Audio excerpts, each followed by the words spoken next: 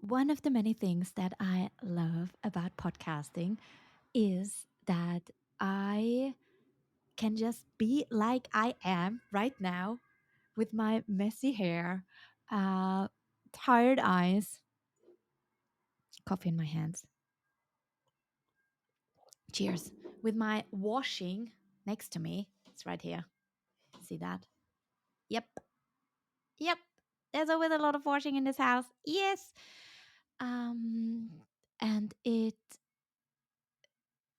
can look messy around me, just like life is, because life is messy. But it can still sound beautiful. Finding beauty in that mess. It doesn't sound fully beautiful though, because I forgot to close the window.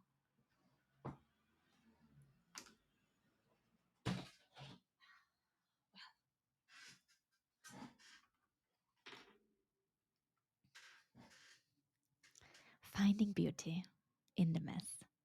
Feel free to watch this again, but turn off the video or close your eyes and actually just listen to the sound.